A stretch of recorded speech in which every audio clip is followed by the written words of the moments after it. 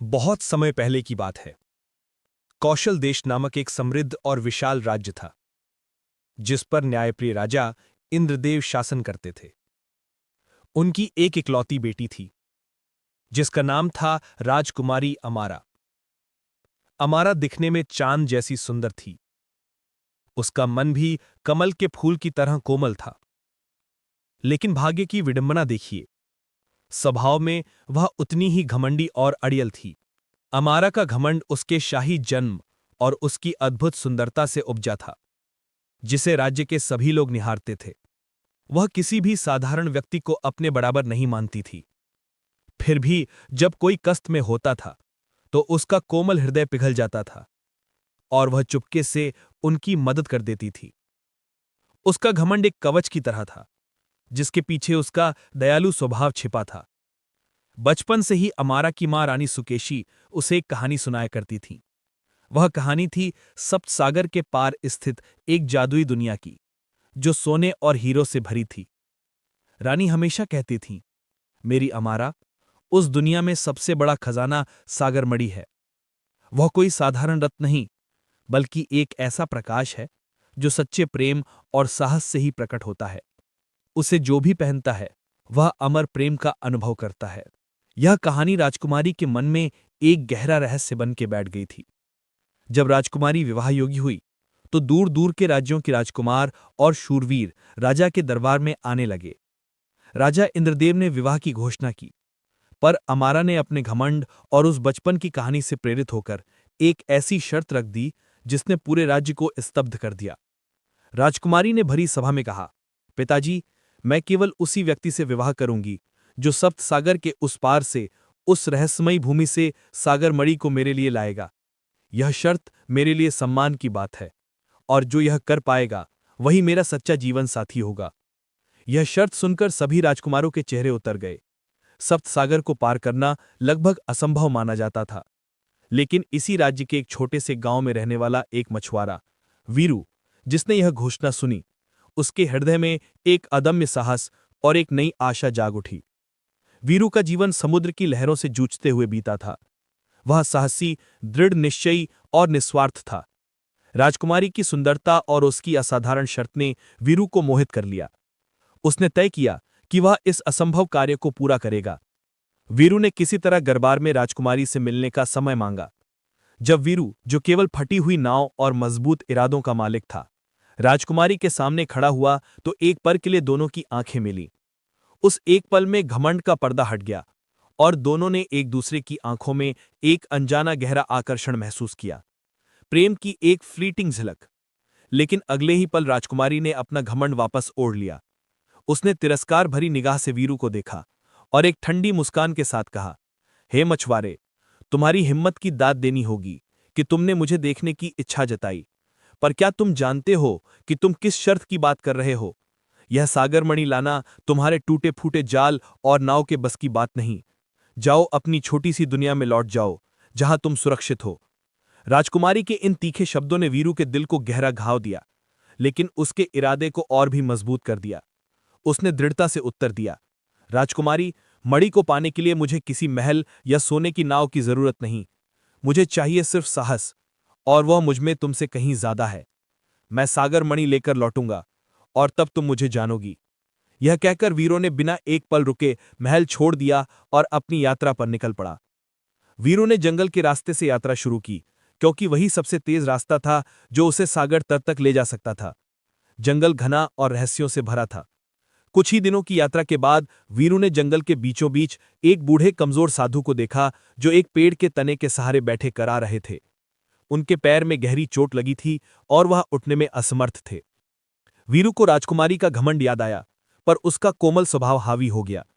उसने तुरंत अपना जलपात्र निकाला, साधु के घाव को साफ किया और अपनी यात्रा के लिए रखा हुआ थोड़ा सा भोजन उन्हें खिलाया। उसने साधु को सहारा देकर उठाया और पास की नदी तक ले गया ताकि वे आराम कर सकें। साधु ने जब वीरू की निस्वार्थ सेवा देखी, तो उनकी आंखें भर आईं। उन्होंने एक रहस्यमयी मुस्कान के साथ कहा, हे पुत्र, तुम में साधारण मनुष्य से अधिक करुणा है। जाओ, तुम्हारी यह सेवा कभी व्यर्थ नहीं जाएगी। साधु ने अपने कपड़ों के भीतर से एक पुराना पीला पड़ चुका ताड़पत्र निकाला, जिस पर कुछ प्राचीन अक्षर खुदे थे। उन्होंने वह पत्र वीरू को देते हुए कहा, यह एक जादुई मंत्र का पत्र है। इसमें दिए गए मंत्र का इस्तेमाल तुम जीवन के सबसे बड़े संकट में कर सकते हो। याद रखना, तुम इस मंत्र का उपयोग केवल 3 बार ही कर सकते हो। जब तुम्हें लगे कि कोई रास्ता नहीं बचा है, तभी इसका प्रयोग करना। वीरू ने आदरपूर्वक वह पत्र स्वीकार किया और साधु को धन्यवाद देने के लिए जैसे ही सिर उठाया, उसने देखा कि वहां कोई नहीं है। साधु अचानक हवा में विलीन हो चुके थे। वीरू समझ गया कि वह कोई साधारण साधु नहीं, बल्कि एक सिद्ध पुरुष थे। उसने उस पत्र को सावधानी से अपनी कमर में बांध लिया और अपनी यात्रा जारी रखी। कई दिनों और रातों तक चलने के बाद वीरू आखिरकार विशाल अनंत सप्तसागर के तट पर पहुंच गया। सामने गरजता हुआ नीला समुद्र था और उस पार उसकी मंजिल। लेकिन यहां पहुंचकर वीरू को अपनी सबसे बड़ी चुनौती का सामना करना पड़ा। समुद्र इतना अशांत और विशाल था कि उसे पार करने के लिए उसकी छोटी मछुआरों वाली नाव किसी काम की नहीं थी। तूफानी लहरें और भयंकर धाराएं उसे डरा रही थीं। उसने चारों ओर देखा, ना कोई जहाज था और ना कोई नाविक जो उसकी मदद कर सकता। सागरमणि की यात्रा का पहला कदम ही असंभव लग रहा था। यह उसके जीवन का सबसे बड़ा संकट था। निराश होकर वीरू ने अपनी आंखें बंद की और उस साधु को याद किया। उसने सावधानी से अपनी कमर से ताड़पत्र निकाला, यह जानते हुए कि यह उसका दूसरा और अंतिम से एक पहले का मौका है। उसने गहरी सांस ली और मंत्र का उच्चारण शुरू किया, सागर मार्गम मम सहायम। जैसे ही उसने तीसरी बार मंत्र का उच्चारण पूरा किया, समुद्र की सतह पर एक अद्भुत रोशनी फैली। लहरें शांत हो गईं और पानी के नीचे से एक मधुर संगीत की ध्वनि सुनाई दी। और फिर समुद्र की गहराई से एक ऐसी सुंदर जलपरी प्रकट हुई जिसकी कल्पना वीरू ने कभी नहीं की थी। उसके बाल समुद्री शैवाल की तरह हरे और चमकदार थे और उसकी पूंछ सुनहरे और नीले रंग में चमक रही थी। वह मुस्कुराई और उसकी मुस्कान ऐसी थी जैसे सहस्त्रों सीपियों के मोती एक साथ बिखर गए हों। जलपरी ने वीरू की ओर देखा और उसकी मीठी गुनगुनाती आवाज में पूछा, हे साहसी यात्री, तुमने मुझे क्यों पुकारा? मैं जलजा, समुद्र की बेटी, तुम्हारी क्या सहायता कर सकती हूं? वीरू को साधु का दिया हुआ पहला अवसर मिल चुका था और अब वह जानता था कि सागर मणि तक पहुंचने का रास्ता आसान नहीं होगा। वीरू ने जलजा को अपनी कहानी बताई और सागर मणि की खोज में उसकी सहायता करने का अनुरोध किया। जलजा ने मुस्कुराते हुई मदद का आश्वासन दिया, लेकिन साथ ही उसे उस रहस्यमयी भूमि और वहां के खतरों के बारे में चेतावनी भी दी। जलपरी जलजा की उपस्थिति ने वीरू को विस्मय से भर दिया। उसने मुस्कुराते हुए कहा, हे जलजा, मेरा नाम वीरू है। मुझे सप्त सागर के पार स्थित उस रहस्यमयी भूमि तक पहुंचना है जहां सागर मणि छिपा है। राजकुमारी अमारा ने शर्त रखी है कि जो वह मणि लाएगा वही उससे विवाह करेगा। जलजा ने अपने सिर को धीरे से हिलाया। राजकुमारी अमारा का घमंड पूरे सागर तक पहुंचता है। वीरू, वह मणि केवल साहसी के लिए नहीं, बल्कि सच्चे हृदय वाले के लिए है। मैं तुम्हारी मदद जरूर करूंगी, क्योंकि तुम्हारे हृदय में वह करुणा है जो मुझे किनारे पर मिली थी। जलजा ने वीरू से कहा कि उसकी छोटी नाव तूफानी सागर को पार नहीं कर सकती। उसने अपनी जादुई शक्ति का उपयोग किया। उसने अपने हाथ में एक चमकदार शंख लिया और उसे धीरे से फूंका। शंख की ध्वनि से समुद्र में एक भंवर उठा और उस भंवर से एक बड़ी मजबूत नाव प्रकट हुई। यह नाव ऐसी लकड़ी से बनी थी जो न कभी सड़े और न कभी टूटे। यह नील तरंग नाव है, जलजा ने कहा। यह हवा से नहीं, बल्कि मेरे संकल्प से चलती है। बैठो वीरू, अब हम उस अज्ञात द्वीप की ओर चलेंगे।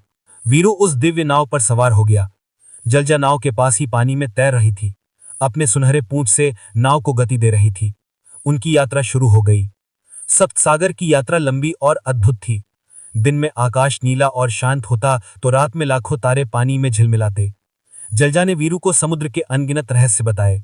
उसने उसे सुनामी से बचने के तरीके, तूफानों के आने की भविष्यवाणी और गहरे समुद्र में छिपे सुंदर जीवों की कहानियां सुनाई। जलजा न केवल वीरू की मार्गदर्शक थी, बल्कि उसकी मित्र भी थी। वह राजकुमारी अमारा की तरह घमंडी नहीं थी। उसके शब्द मधुर और ज्ञान से भरे थे। वीरू अक्सर सोचता था कि कहां अमारा का तीखा घमंड और कहां जलजा की विनम्रता। उसे यह भी महसूस हुआ कि अमारा का घमंड शायद उसकी असुरक्षा को छिपाता है, जबकि जलजा का सहज स्वभाव उसकी आंतरिक शक्ति को दर्शाता है।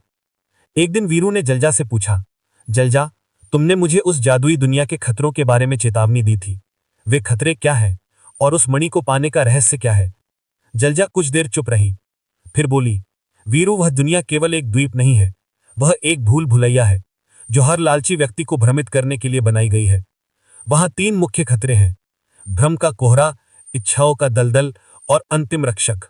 सागर मणि पाने का रहस्य उसमें नहीं है, बल्कि तुम्हारे उद्देश्य में है। यदि तुम केवल घमंड जीतने या धन कमाने के लिए जा रहे हो, तो तुम कभी सफल नहीं हो पाओगे। उनकी यात्रा का 1 सप्ताह पूरा हो चुका था जब नील तरंग नाव एक ऐसे क्षेत्र में पहुंची जहां समुद्र का पानी गहरा बैंगनी हो गया था। हवा में अजीब सी फुसफुसाहट सुनाई दे रही थी, जैसे हजारों आवाजें एक साथ बात कर रही हों। यह विस्मृति का क्षेत्र है, जलजा ने चिंतित स्वर में कहा। यहाँ की धाराएं भंवर बनाती हैं जो जहाजों को खींच कर ले जाती हैं। लेकिन सबसे बुरा यह है कि यह फुसफुसाहटें मनुष्य के मन में दबे सबसे गहरे डर और लालच को उभारती हैं, जिससे यात्री अपनी इच्छा से ही भंवर में कूद जाता है। जैसे ही वे आगे बढ़े, वीरू को अपने कानों में आवाजें सुनाई देने लगी। वीरू, तुम एक साधारण हो, तुम्हें राजकुमारी नहीं मिलेगी। ये नाव वापस मोड़ लो, तुम डूब जाओगे। हमारा मणि मिलते ही उसका घमंड तोड़ दो, उसे अपमानित करो, तुम राजा बन सकते हो। वीरू का मन डोलने लगा, उसके हाथ पांव ठंडे पड़ने लगे और उसने सचमुच नाव को वापस मोड़ने की सोची। जलझा ने देखा कि वीरू की आंखों में भ्रम और लालच का मिश्रण है। वीरू, इन आवाजों पर ध्यान मत दो, जलझा ने चिल्लाकर कहा। यह भ्रम का कोहरा है। मुझे इस भंवर से निकलने के लिए अपनी पूरी शक्ति लगानी होगी, लेकिन तुम भ्रम के आगे समर्पण मत करना। जलझा ने अपनी पूरी शक्ति लगा दी। उसके चारों ओर पानी का एक सुरक्षा कवच बन गया, लेकिन भयंकर भंवर बहुत शक्तिशाली था। नील तरंग नाव तेजी से भंवर के केंद्र की ओर खींची जा रही थी। जलझा संघर्ष कर रही थी और उसके चेहरे पर दर्द झलक रहा था। वीरू को लगा कि जलझा अब और देर तक भंवर को रोक नहीं पाएगी। उन्होंने अपने जीवन का यह सबसे बड़ा संकट माना। यह समय था जब साधु के दिए मंत्र का इस्तेमाल किया जाए। उसने जल्दी से अपनी कमर से ताड़पत्र निकाला, यह जानते हुए कि यह उसका दूसरा और अंतिम से एक पहले का मौका है। उसने गहरी सांस ली और मंत्र का उच्चारण शुरू किया। वीरू ने पूरे ध्यान से मंत्र का उच्चारण किया। शक्ति संतुलन पथ प्रकाशन। जैसे ही उसने तीसरी बार मंत्र पूरा किया, एक तीव्र सुनहरी रोशनी भंवर के केंद्र से निकली। यह रोशनी इतनी शक्तिशाली थी कि इसने फुसफुसाहटों को दबा दिया और भंवर को तुरंत शांत कर दिया। लेकिन चमत्कार यही नहीं रुका। प्रकाश के शांत होते ही भंवर के ठीक नीचे समुद्र की सतह पर एक गोलाकार मार्ग खुल गया। यह मार्ग गहरा और अंधेरा था, पर उसके किनारे पर हल्की नीली चमक थी। यह एक गुप्त पानी के भीतर का मार्ग लग रहा था। जलझा ने आश्चर्य से अपनी आंखें चौड़ी की। वीरू, यह अविश्वसनीय है। तुमने क्या किया? यह मार्ग भ्रम के क्षेत्र से सीधे सागर मणि की भूमि के किनारे तक जाता है। यह मार्ग केवल देवताओं या उन लोगों के लिए खुलता है जिनके पास सबसे शुद्ध मन हो। वीरू मुस्कुराया। यह उस साधु का उपहार है जिसने मुझे निस्वार्थ सेवा के लिए दिया था। उसने नाव को नीले चमकते मार्ग में मोड़ा। नाव तेजी से पानी के भीतर के उस रहस्यमय रास्ते पर आगे बढ़ने लगी। जलझा अब नाव पर सवार होकर वीरू के बगल में बैठ गई। हमारे पास अब केवल एक मंत्र बचा है, जलझा ने गंभीरता से कहा, और हम सागर मणि के दरवाजे पर पहुंच रहे हैं। तैयार रहो वीरू, असली परीक्षा अब शुरू होगी। गुप्त जलमार्ग पर नील तरंग नाव तेजी से आगे बढ़ती रही। नीले प्रकाश से जगमगाते उस रास्ते में वीरू और जलझा ने महसूस किया कि वह समय और दूरी के सामान्य नियमों से परे जा रहे हैं। कुछ ही घंटों में नाव धीरे धीरे ऊपर उठने लगी और उन्हें ताज़ी हवा का एहसास हुआ। अगले ही पल वे एक छोटे से रेतीले किनारे पर पहुंच गए। सामने एक रहस्यमय द्वीप फैला हुआ था, जिसे हरे भरे पेड़ों और प्राचीन चट्टानों ने घेर रखा था। हवा में मीठी मदहोश कर देने वाली सुगंध तैर रही थी। यह सागर मणि की भूमि थी। जलझा नाव से उतरी और उसके कदम रेत पर पड़ते ही वह मनुष्य के रूप में परिवर्तित हो गई। उसकी सुनहरी नीली पूंछ गायब हो गई और उसके स्थान पर सुंदर हल्के नीले रंग के वस्त्रों में ढकी टांगें थीं। वो अब भी उतनी ही मनमोहक थी, लेकिन भूमि पर चलने के लिए तैयार थी। यह द्वीप तुम्हें भ्रमित करने की कोशिश करेगा वीरू, जलझा ने फुसफुसाते हुए कहा। यहाँ की हर सुंदरता, हर ध्वनि तुम्हारे मन की सबसे गहरी इच्छाओं को उभारने के लिए है। हमें सतर्क रहना होगा। वीरू ने नाव को किनारे पर बांधा। वो जानता था कि इस यात्रा में जलझा उसके लिए कितनी महत्वपूर्ण है। वे जैसे ही द्वीप के अंदरूनी हिस्से की ओर बढ़े, उन्हें एक अजीब सी वनस्पति वाला क्षेत्र मिला। यह जगह किसी दलदल जैसी थी, लेकिन दलदल कीचड़ का नहीं, बल्कि चमकते हुए सुनहरे पाउडर और बहते हुए चांदी के पानी का था। यही था इच्छाओं का दलदल। जैसे ही वीरू ने पहला कदम रखा, उसने सुना कि कोई उसका नाम पुकार रहा है। आवाज राजकुमारी अमारा की थी, लेकिन पहले से कहीं अधिक मधुर और प्रेमपूर्ण। सामने दलदल के बीचों बीच अमारा का एक भ्रम खड़ा था। वो अपने शाही वस्त्रों में नहीं, बल्कि एक साधारण विनम्र रूप में थी। भ्रम ने मीठी आवाज में कहा, वीरू, तुम क्यों कष्ट उठा रहे हो? मैंने तुम्हारा साहस देख लिया है। ये सारी धन संपत्ति, ये स्वर्ण, ये सब तुम्हारा है। तुम्हें किसी मणि की जरूरत नहीं। आओ हम यहीं विवाह कर लें, मैं तुम्हारे बिना एक पल भी नहीं रह सकती। दलदल में हर कदम पर सोना चमक रहा था और दूर से राजशाही मुकुट और तलवारें दिखाई दे रही थीं। वीरू का हृदय तेजी से धड़का। ये वही था जो वह चाहता था, बिना किसी शर्त के अमारा का प्रेम, बिना किसी शर्त के राज्य और शक्ति। उसने आगे कदम बढ़ाया। उसकी आंखें भ्रम पर टिकी थीं। तभी जलझा ने उसका हाथ थाम लिया। वीरू रुको, यह सत्य नहीं है, जलझा ने कहा। लेकिन वीरू भ्रम में था। वो धीरे से जलझा का हाथ छुड़ाने लगा। उसने फुसफुसाकर कहा, जलझा, तुम नहीं समझती, ये वही है जो मैंने चाहा था। अमारा मुझसे प्यार करती है। भ्रम वाली अमारा ने हंसकर कहा, जलझा कौन है? ये मामूली जलपरी तुम्हारे और मेरे बीच नहीं आ सकती। इसे छोड़ दो और मेरे पास आओ मेरे राजा। इस क्षण वीरू के मन में दो संघर्ष चल रहे थे। एक ओर अपमान का बदला और तुरंत मिलने वाला सिंहासन, दूसरी ओर अपनी मेहनत से शर्त जीतने की इच्छा और जलझा का निस्वार्थ साथ। तभी वीरू को साधु के शब्द याद आए, तुम्हारी ये सेवा कभी व्यर्थ नहीं जाएगी। और जलझा की चेतावनी, यदि तुम केवल घमंड जीतने या धन कमाने के लिए जा रहे हो तो तुम कभी सफल नहीं हो पाओगे। वीरू ने अपनी आंखें कसकर बंद कर लीं। उसने अपने मन में अमारा के घमंड भरे शब्द और अपने सफर की कठिनाइयों को दोहराया। वह समझ गया कि अगर वह इस भ्रम को स्वीकार करता है तो उसके नश्वास केवल एक डरपोक और लालची आदमी बन जाएगा, न कि वो साहसी व्यक्ति जो उसने बनने का संकल्प लिया था। उसने गहरी सांस ली और अपनी आंखें खोलीं। दलदल में खड़ी भ्रम वाली अमारा अब बदसूरत और दुष्ट दिखने लगी थी। वीरू ने दृढ़ता से कहा, तुम अमारा नहीं हो। अमारा ने मुझसे शर्त रखी है और मैं उसे मेहनत से जीत कर ही हासिल करूंगा। मुझे वो नहीं चाहिए जो तुम मुझे बिना कोशिश के दे रही हो। मेरा लक्ष्य मणि है, तुम्हारा छल नहीं। जैसे ही उसने ये शब्द कहे, अमारा का भ्रम एक धुआं बनकर उड़ गया। सुनहरे पाउडर वाला दलदल सूख गया और उसके स्थान पर एक सूखा पथरीला रास्ता बन गया। जलझा ने राहत की सांस ली। तुमने ये परीक्षा पास कर ली वीरू। तुमने अपने लालच पर विजय प्राप्त की। अब वे दोनों एक विशाल पर्वत के आधार तक पहुंचे। पर्वत की चोटी बादलों में छिपी थी और ऐसा लगता था जैसे वो आकाश को छू रहा हो। पर्वत के मुख पर एक प्राचीन मंदिर बना था। वहां ऊपर मंदिर के केंद्र में सागर मणि रखी है, जलझा ने बताया। लेकिन प्रवेश द्वार पर हमारा सामना अंतिम खतरे, अंतिम रक्षक से होगा। वो रक्षक ना केवल बलवान है, बल्कि उसे उस मणि को पाने वाले हर इरादे को परखने का ज्ञान है। जलझा ने गंभीर स्वर में कहा, वीरू, हमारे पास अब केवल एक मंत्र बचा है। इसे केवल तभी इस्तेमाल करना जब तुम्हें लगे कि रक्षक की शक्ति तुम्हें नष्ट करने वाली है। ये तुम्हारा अंतिम और सबसे बड़ा संकट होगा। वीरू ने अपने सीने पर हाथ रखा जहां साधु का ताड़पत्र छिपा था। उसने पर्वत पर बनी सीढ़ियों की ओर देखा जो अंधेरे में लिपटी थीं। उसका हृदय एक तरफ डर से तो दूसरी तरफ दृढ़ संकल्प से भरा था। जलझा, वीरू ने कहा, तुमने मेरा साथ दिया। अब मुझे ये लड़ाई अकेले लड़नी होगी क्योंकि ये मेरी शर्त है। जलझा ने स्नेह से वीरू के हाथ को छुआ। मैं यहीं पास में तुम्हारी प्रतीक्षा करूंगी। जाओ मछुआरे, तुम्हारा साहस तुम्हें निराश नहीं करेगा। वीरू ने पर्वत पर चढ़ना शुरू कर दिया। मंदिर का द्वार पत्थरों से बना एक विशाल मुंह जैसा लग रहा था और उसके केंद्र में वो अंतिम रक्षक शांत मुद्रा में बैठा था।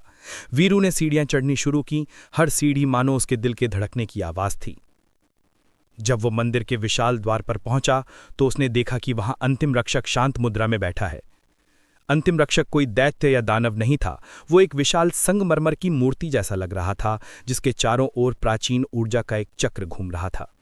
उसकी आंखें बंद थीं, फिर भी वीरू को लगा जैसे वो उसे अंदर तक देख सकता है। रक्षक का शरीर पहाड़ की चट्टानों से बना था जिस पर सहस्त्रों वर्षों का इतिहास खुदा था। जैसे ही वीरू ने द्वार के भीतर कदम रखा, रक्षक ने अपनी आंखें खोलीं। उसकी आंखें ब्रह्मांड के रंग से भरी थीं, गहरा नीला, सुनहरा और बैंगनी। एक गंभीर शांत आवाज जो मानो पहाड़ों की गूंज हो पूरे मंदिर में फैल गई। आओ मछुआरे, मैं धर्मपाल हूं, इस सागर मणि का अंतिम रक्षक।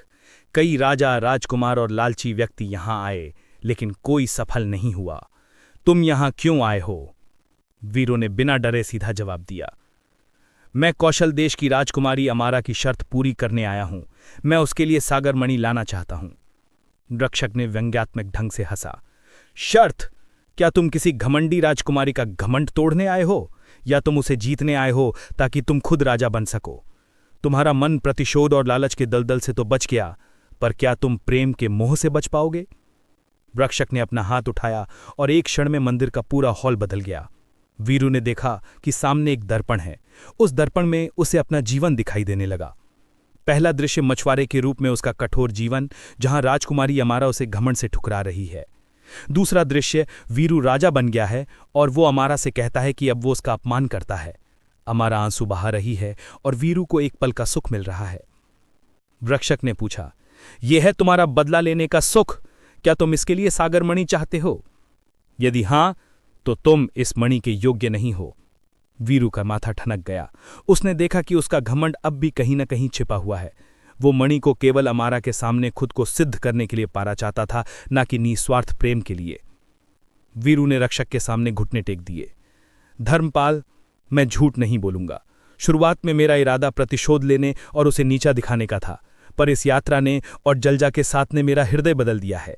अब मुझे ये मणि अपने घमंड के लिए नहीं, बल्कि ये जानने के लिए चाहिए कि सागर मणि वास्तव में क्या है। मैं प्रेम की तलाश में हूं, ना कि शक्ति की। रक्षक का चेहरा शांत हो गया। मणि एक दर्पण है मछुआरे, जो इसे छूता है उसे अपने हृदय का सत्य दिखाई देता है। अब आखिरी परीक्षा। तुम ये मणि ले जा सकते हो, लेकिन इसकी एक कीमत है। रक्षक ने अपनी बंद मुट्ठी खोली। उसके अंदर एक साधारण सा पत्थर था।